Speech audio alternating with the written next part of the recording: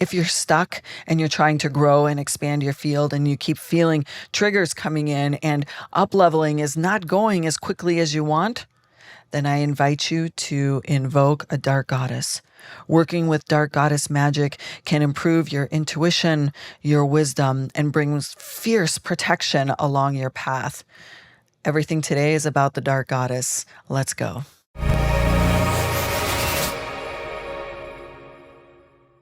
When you're swirling through deep emotions and you're preparing yourself for transformation and change, and you have a practice and you do rituals and spells and something keeps blocking you from getting to that next level, then what you need is to call in the dark goddesses. The dark goddesses are powerful, feminine beings that are often feared. They're feared because of their fierce, loyal power, and they're known to create and support transformation in ways that can sometimes feel a little bit harsh. Today, we're talking about dark goddesses. We're talking about how to bring in dark goddesses into your practice for intuition, for spell work, for abundance, for protection. This is the topic today. I'm Tahverlee. I'm a high priestess, a practicing witch, and the founder of the Moon Temple Mystery School. And I'm also a student of life. I'm also continually learning how our own evolution as a feminine warrior, how our own evolution can be so supported by spirit allies. And dark goddesses can be the fiercest of fierce spirit allies that you can bring into your life and your practice. So first, let's talk about why are they called dark goddesses? Well, and I know that's your question. In fact, I suspect that even saying the words dark goddesses make you feel like, ooh, why would I want to do that? I'm not ready for shadow work. I'm not ready to go into the underworld. Well, I'm going to tell you, dark goddesses are powerful feminine energies. And of course, there are dark gods as well, but I'm not talking about that today. I'm talking about dark goddesses who work with both men and women. They've been deemed dark because they are powerful, because they have deep emotional responses in their stories in mythology. They've been cast aside in traditional religion. They've been deemed to be evil or a partner of Satan. But isn't that what typically happens to powerful women? They get cast aside or judged as too much, too emotional, too deep, too fierce, and not soft enough. So we have taken these powerful goddesses that live in mythology, that live in archetypal energy that we can tap into, and we've deemed them over years, more recently, to be something bad, something to be feared. And I want you to relax that belief and know that all of the ways in which the feminine has been repressed, and I don't mean the light and airy feminine, I mean the feminine warriors. The feminine that comes forth deeply raw and primal. We've deemed that to be too much. That it's easier for women to fit in the box. And when you bring dark goddesses into your life, you are taught, reminded, and learn how to embody stepping out of the fucking box, to be a fuller version of yourself, to embrace both what is deemed shadow in yourself. You might deem that, others might deem that, but what is the dark parts of you? Because we all have darkness in us. We all have lived. I mean, if you're watching this channel, I'm assuming you've lived long enough to accumulate a little bit of trauma, some triggers, some shadows. And those are the places that dark goddesses will go into with you to help you mine for knowledge, to bring wisdom, support, and guidance into every aspect of your life. You can tell that I'm a fan. I'm a fan because I know that transformation, true transformation, happens when we're willing to go deeply inward and explore the parts of us that we keep hidden from the rest of the world, for whatever reason, for beliefs, for the way that you were raised, for your family, for the communities that you were grown up in, or maybe even now. Maybe now you're even in a community where truly embracing the fullness of who you are makes you feel vulnerable. It might even make your stomach upset for the idea for people to know what you truly desire, what you truly want, what you've survived, what you've gone through to get here, and that it's not all pretty rainbows and butterflies, that it's been raw, that you've bled both spiritually, physically. This is Dark Goddess territory.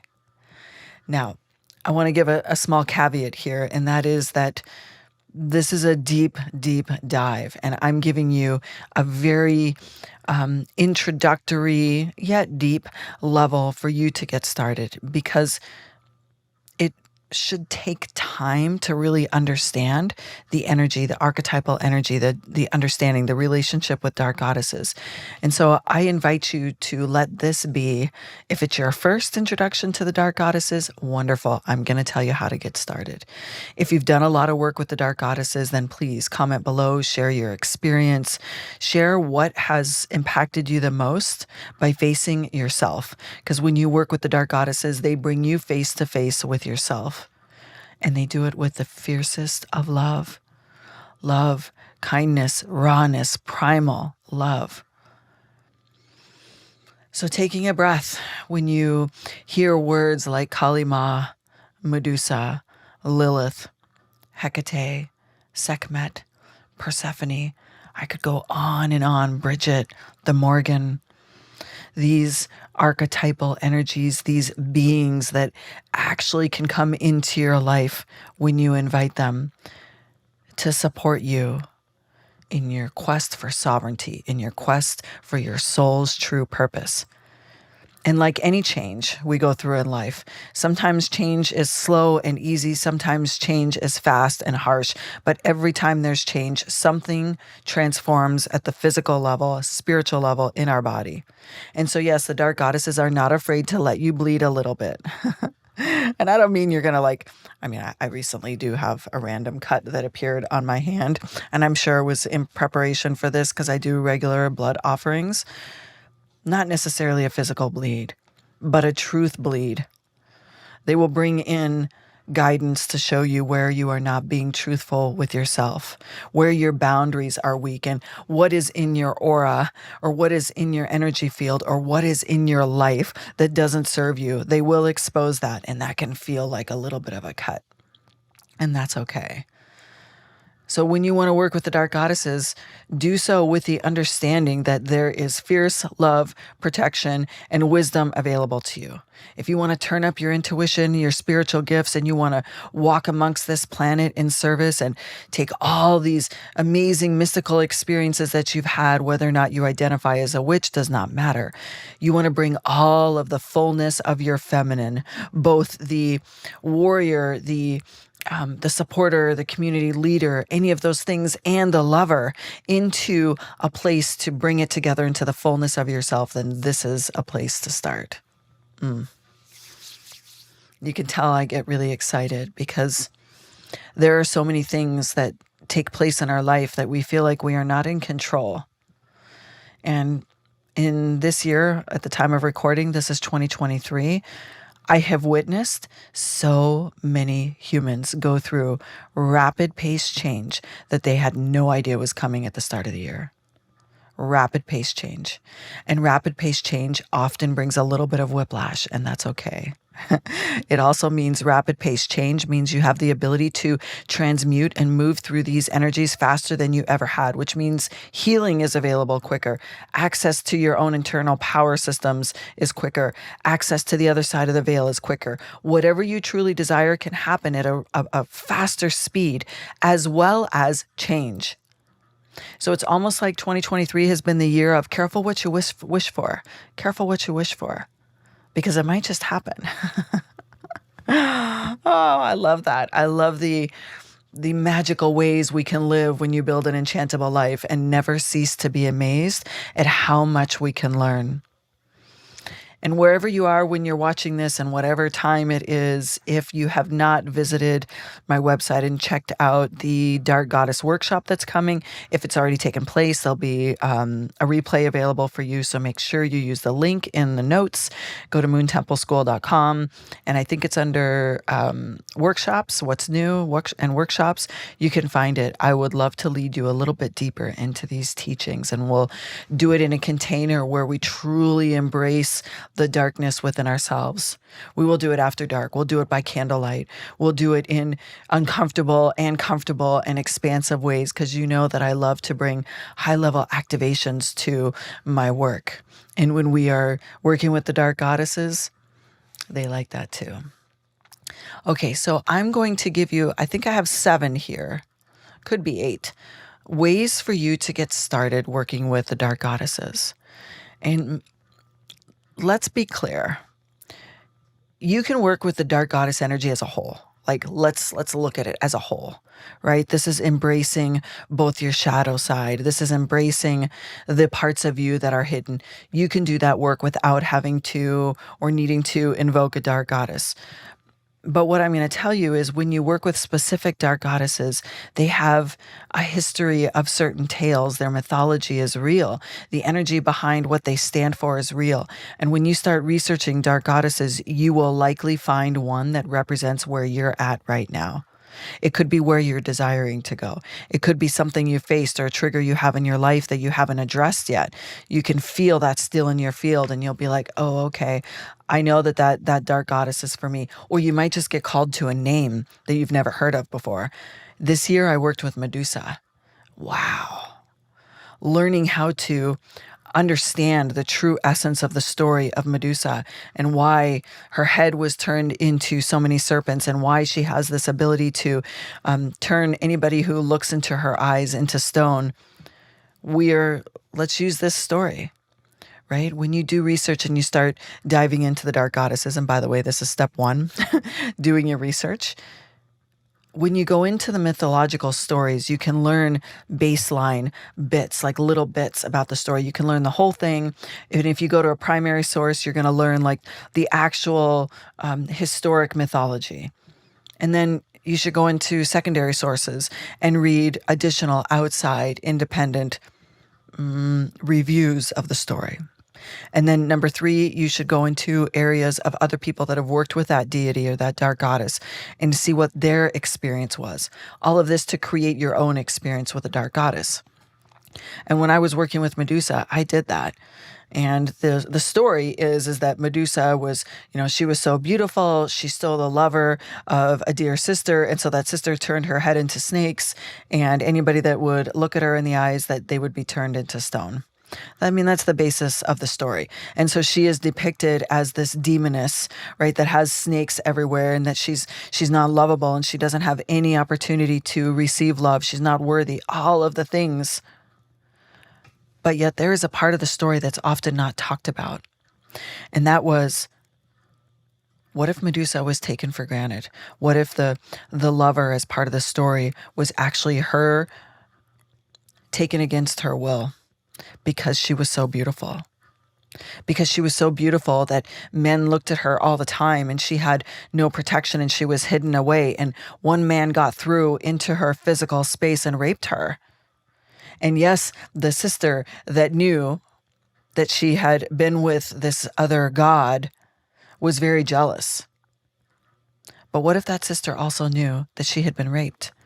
And in order to protect her from any man on the planet wanting to, or any god on the planet wanting to rape her again, that they together decided to make her less attractive so she could actually be safe. Just another part of the story. Another part of the story. I've often talked about the different versions of the Persephone and Demeter story as well, or Persephone and Hades story. Persephone being the queen of the underworld, and whether or not she chose that, versus did she eat a pomegranate seed and get sucked down into the underworld and stuck there forever? Or did she choose to step in as the queen of the underworld? So step number 1 is do some research.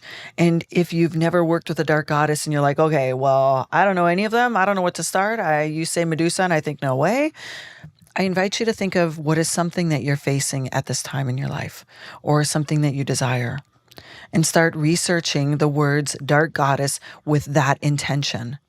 Or goddesses, dark goddesses of, and list what it is that you're looking to grow within yourself, the areas of self-development that you're looking into, or that you're feeling right now, or you want to change.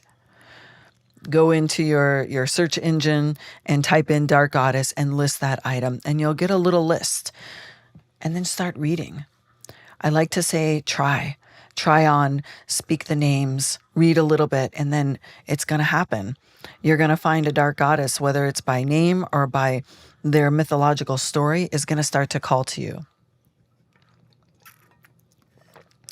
And when I was preparing to record this, I got a lot of feelings about Lilith.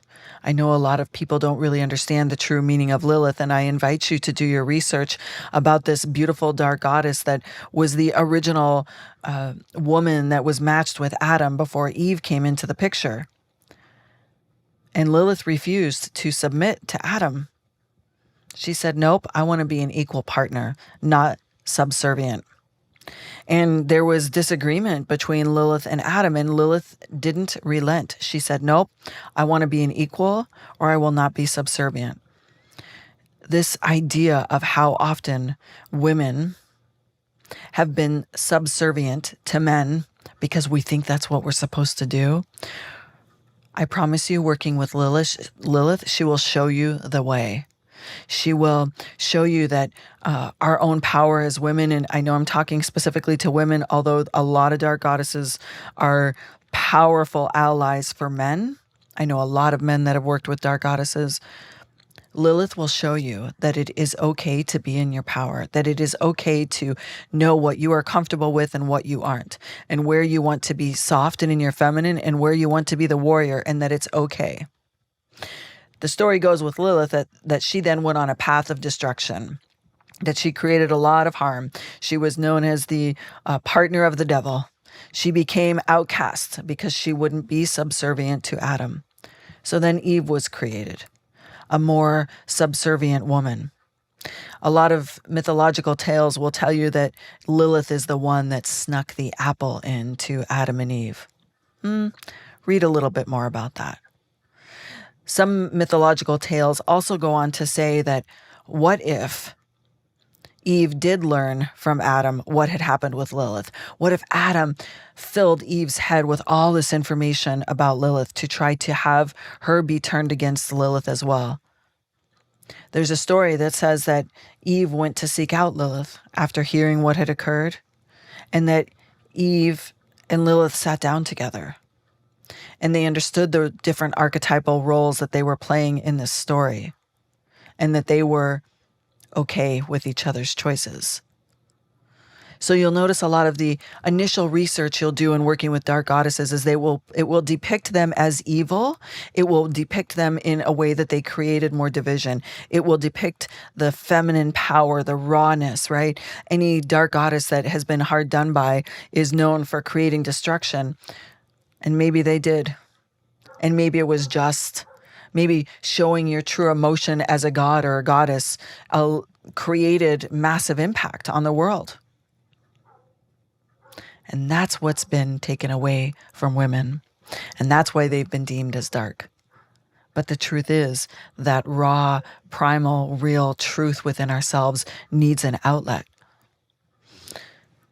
And the dark goddesses will help you. Okay, so we're still on number 1, research. This is the important part. Researching, going into different mythological stories, read books, listen to music. And when you identify that spark, that connection with a dark goddess, then start going deep. Start with primary sources, go into secondary sources, and then read about other people or listen to other people's work with different goddesses, with that goddess. Get others' perspective. And then, of course, I'm going to invite you to make your own altar dedicated to that particular dark goddess. Number 3, invite them in. So research, identify, do a deep dive. Number 2, create an altar. Number 3, invite them in. Number 4, create a devotional practice.